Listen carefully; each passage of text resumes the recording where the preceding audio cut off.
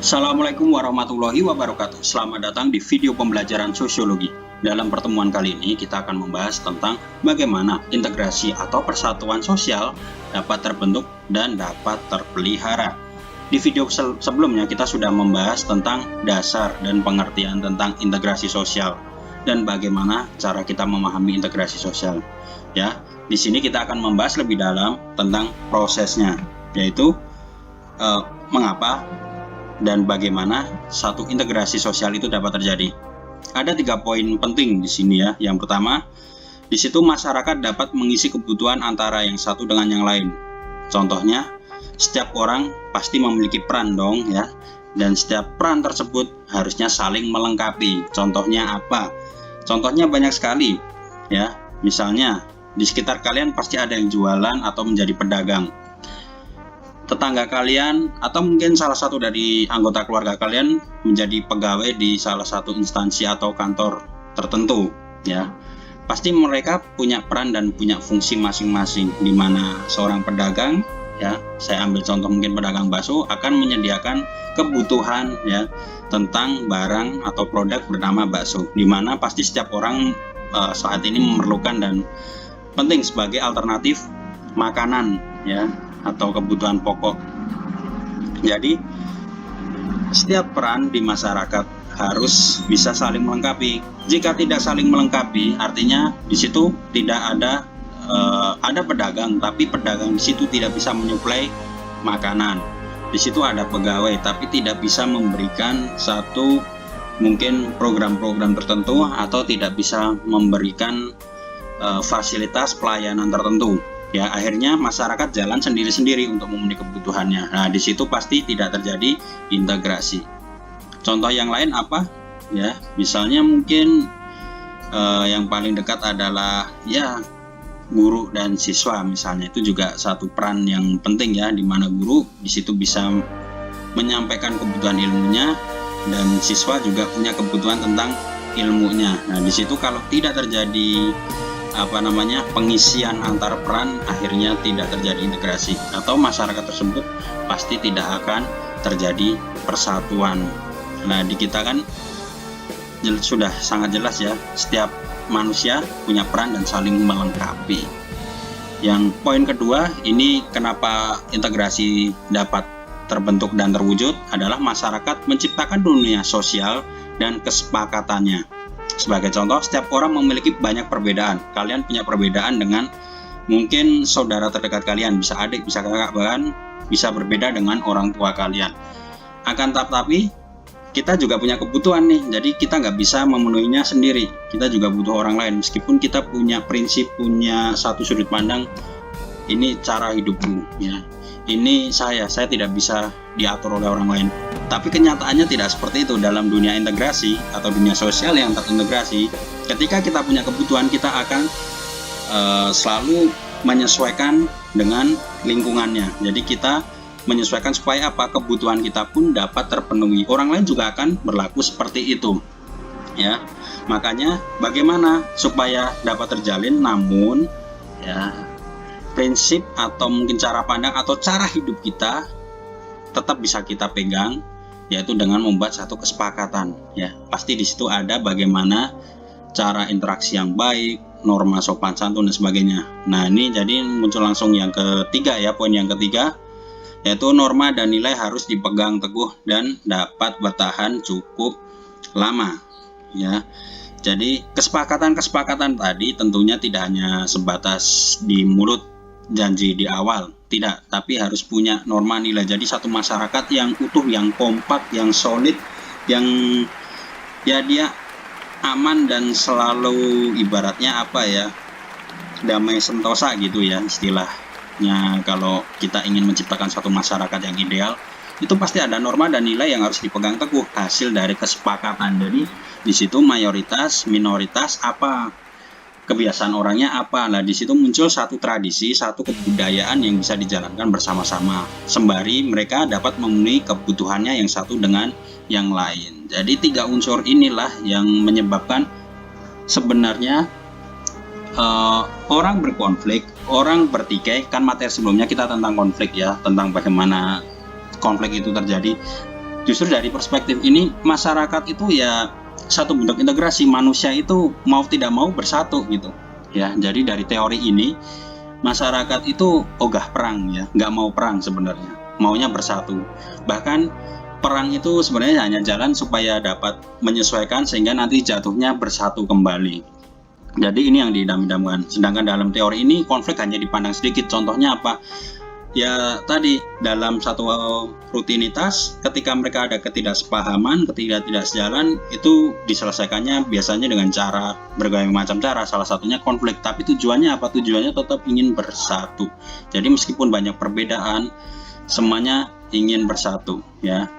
Ini satu konsep yang kita melihat bahwa persatuan itu bukan hanya masalah yuk kita sama-sama, yuk kita dan sebagainya, tidak, tapi di sini ada satu proses, satu unsur di mana kita sebenarnya butuh orang lain juga gitu. Butuh bukan hanya orang lain, ada orang lain, tapi kalau tidak ada integrasi di sini ya masyarakat tidak akan solid, kebutuhannya tidak akan terpenuhi. Jadi kata kunci kelompok sosial yang solid itu dilihat dari integrasinya, di mana pasti antara peran yang satu dan yang lain saling melengkapi.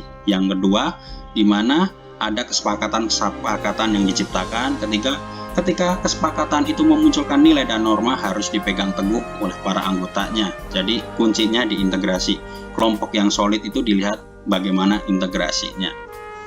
Itu dilihat dari prosesnya ya.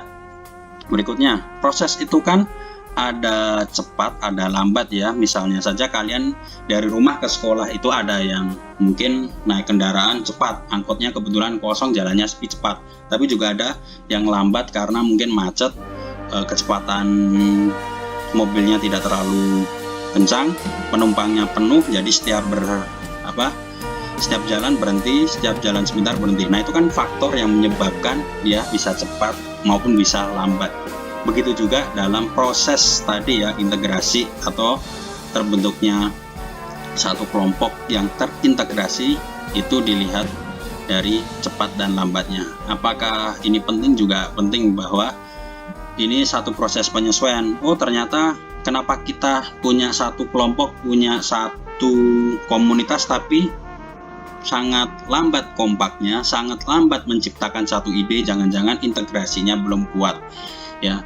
Jadi kan pasti kalian punya komunitas, punya kelompok ya, kalau anak gaul sih punya geng, tapi di situ kadang tidak menciptakan satu tindakan atau yang hal-hal yang produktif. Barangkali integrasinya sendiri yang jadi masalah ya. Jadi bukan hanya masalah komunitasnya yang kurang bagus, tapi ternyata ada hal-hal yang lain, yaitu integrasinya ternyata kurang solid. Misalnya kalian sebagai kepanitiaan, padahal kalian punya ide bagus, teman kalian punya ide bagus, akan tetapi integrasinya tidak terjalin. Ide bagus tersebut tidak akan berjalan dengan baik. Akhirnya apa? Meskipun kalian punya anggota tim yang hebat, karena integrasi tidak terjalin, akhirnya apa? Ya, hasilnya juga tidak maksimal tentunya. Jadi istilah anak mudanya kita pakai bahasa kompak, integrasi sosial ya. Oke, yang pertama yang menyebabkan cepat dan lambatnya ini Bapak buatkan satu kutub gitu ya, polarisasi lambat cepat. Jadi ya, kalau digambar mungkin panah yang ke warna orange itu lambat, panah ke warna hijau itu cepat.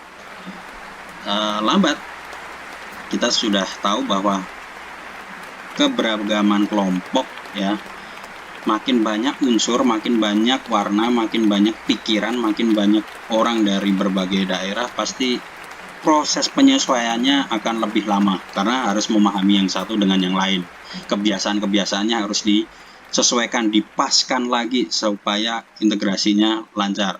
Ya, yang satu membiasakan dengan, mungkin dia terbiasa dari daerah yang suaranya sangat lantang. Ya, dia harus membiasakan diri di lingkungannya, di mana lingkungannya mungkin suaranya tidak terlalu lantang. Yang satu budayanya sangat disiplin, yang satu sangat santuy gitu. Nah itu kan akhirnya yang santai juga pasti akan kebawa yang disiplin akan terbawa yang sedikit santai. Jadi di situ nanti memunculkan nilai-nilai baru, meskipun itu lambat karena beragam. Berbeda halnya dengan yang prosesnya cepat karena homogen itu tunggal ya, homo sejenis. Jadi dalam satu kelompok sudah dia sudah terbentuk dari kelompok yang dasarnya sama, karakteristiknya sama. Biasanya kalau kalian ingin lihat ya ada di suku-suku pedalaman, ada di masyarakat adat ya, mereka terisolir, mereka ya orang-orangnya itu saja, kebiasaannya itu yang diamati, itu tidak ada perkembangan yang lebih jauh. Akhirnya yang terjadi homogenitas karakteristik, sifat, budaya, keyakinan, cara pandang, dan cara hidupnya. Akhirnya ya cepat mereka kompak. Makanya kalau kalian lihat masyarakat adat kenapa lebih kompak daripada masyarakat yang ada di perkotaan atau yang modern, karena memang secara solidaritas, dulu kita belajar kelompok sosial, ya mereka sangat mekanis ya, karena mekanis itu berarti sejenis semua pekerjaannya ya. Jadi kelompoknya akan lebih cepat solid, itu di homogenitas kelompoknya, jadi integrasinya lebih cepat. Yang kedua, besar kecilnya kelompok kita juga sudah tahu. Kompaknya kelompok kecil dengan kelompok besar pasti lebih cepat yang kecil ya. 4 orang lebih cepat kompak dibandingkan bagaimana kita membuat solid 20 orang misalnya, 10 orang saja gitu. 4 orang akan lebih mudah karena memahami antara yang satu dengan yang lainnya cepat. Tapi kalau 10 orang kan butuh waktu. Misalnya 1 orang ke 2 orang, ke 3 orang, ke 4 orang, hingga 10. Ibaratnya kalau 4 orang saja dalam satu kelompok, 1 hari sudah nyaman, sudah kompak, sudah cocok, sudah saling memahami, ya butuh 10 hari sih itu ya. Itu ilustrasi kasarnya semacam itu. Besar kecilnya kelompok. Jadi seperti negara Indonesia yang beragam ya. Jadi Indonesia itu bukan homogenitas kelompoknya, Indonesia juga ternyata kelompoknya nggak kecil tapi sangat besar. Pasti proses penyatuan unsur-unsurnya atau integrasi sosialnya ya tidak cepat ya. Kalian bisa memetakan ada di skala berapa. Berikutnya mobilitas dan geografisnya, mobilitas sosialnya di situ ya. Masyarakat jarang melakukan migrasi atau perpindahan, artinya terisolir di satu tempat dan di situ saja, mereka tidak kemana-mana ya. Artinya ibarat orang sekarang akamsi, anak kampung sini, berarti itu memang anak tersebut atau remaja tersebut atau orang tersebut dia mendiami tempat tersebut mungkin sampai 7 turunan, jadi ya saudaranya sudah di situ saja. Kompaknya cepat, beda sama yang pendatang baru datang di situ ya, penyesuaiannya sangat lambat. Jadi ada satu keadaan masyarakat di mana itu kan tadi biasanya di kampung, kalau di kota itu masyarakatnya sudah beragam, sudah silih berganti. Kadang nanti yang meninggal di tempat tersebut si A, nanti besoknya bisa si B, bisa si C ya, karena mobilitasnya tinggi. Biasanya kan orang kota kan pekerjaannya sangat dinamis, yang membutuhkan mereka harus pindah tempat ya, pindah tempat kerja, atau mungkin ya mereka harus berpindah, jadi tidak bisa diam di satu tempat. Mobilitasnya sangat tinggi ya. Besok misalnya kerja di kota A, besoknya ke kota B, tapi rumahnya masih di situ kan, mobilitasnya sangat tinggi itu ya. Pulang pergi naik KRL misalnya, jadi jarang di tempat ya. Ibaratnya kalau orang kota memang ya kalau udah jam kerja sepi. Beda di kampung mungkin ya waktu musim tanam panen saja mereka tidak di rumah, tapi selebihnya mereka bisa mudah ditemui di rumah. Jadi mobilitas itu pergerakan masyarakatnya ya, perubahan status sosialnya ya. Jadi justru semakin sering berpindah, bermigrasi, sering naik status, sering berpindah status, itu memperlambat integrasi. Jadi di Indonesia ya kita masih mungkin di tengah-tengah bagian ini ya. Ada yang memang masih sering untuk berpindah mobilitasnya, ada yang mendiami di satu tempat dan status sosialnya sama ya, misalnya tadi masyarakat agraris atau petani. Terakhir, efektivitas komunikasi ini ternyata juga menjadi faktor di mana satu kekompakan, satu integrasi sosial itu berjalan lambat maupun cepat. Oke, yang cepat itu apabila komunikasinya efektif. Efektif itu berarti pesan ya, tafsirannya, informasinya dapat dipahami dengan cepat. Biasanya apa? Biasanya orang yang satu kelompok, satu daerah, satu bahasa, satu pemahaman. Bahasa itu paling dasarnya adalah pemahaman. Jadi kadang kalian pun masih satu Bogor saja, ada bahasa, ada dialek yang kalian juga itu tidak biasa kalian gunakan. Karena apa? Karena memang setiap lokal, setiap daerah itu akan menciptakan satu dialek-dialek tertentu. Ya itu kenapa yang melatar belakangi dia bisa faktor geografisnya, bisa faktor nenek moyangnya dan sebagainya. Nah, kalau yang efektif tadi memang ya akamsi ya, anak kampung situ tadi. Jadi sudah biasa menggunakan bahasa-bahasa mereka sendiri. Jadi efektif, sudah paham, cepat, itu cepat berintegrasinya. Berbeda dengan masyarakat ya Indonesia, lagi-lagi beragam bahasanya, beragam cara pandangnya, beragam cara menafsirkan kebudayaannya. Akhirnya apa yang terjadi? Memang Indonesia sebenarnya berada di fase yang lambat untuk melakukan integrasi. Mungkin berbeda, kenapa di negara Malaysia cepat, kenapa di negara Singapura cepat, di Cina cepat, di Amerika dan sebagainya, negara-negara. Kenapa di Indonesia masih mengurusi hal-hal yang sara gitu. Nah, itu karena apa? Karena proses integrasinya memang kita tidak yang terlalu cepat ya. Karena dari unsur sini saja kita tahu bahwa integrasi sosialnya kita ke arah yang lambat, karena ya kita heterogen, ya kita kelompoknya besar, mobilitasnya ada yang tinggi tapi juga ada yang lambat gitu ya. Mobilitasnya ada yang hanya di satu tempat ya tadi di kita kan masih banyak masyarakat tradisional gitu. Terus efektivitas komunikasinya ya kita punya ribuan bahasa komunikasi, bahkan dalam satu bahasa saja juga ada banyak tafsiran dan pemahaman. Jadi untuk melakukan satu integrasi butuh proses yang tidak cepat atau butuh proses yang lama, yang makanya kita menjunjung sekali nilai-nilai dari Pancasila ya, khususnya semboyannya Bhinneka Tunggal Ika itu sedikit tapi memang banyak yang harus diperjuangkan. Oke, itu saja penjelasan dari Bapak tentang materi proses integrasi sosial ini ya, atau bagaimana integrasi sosial dapat terbentuk dan terpelihara. Kalian bisa tulis di kolom komentar jika ada pertanyaan. Kurang lebihnya mohon maaf. Sekian, wassalamualaikum warahmatullahi wabarakatuh.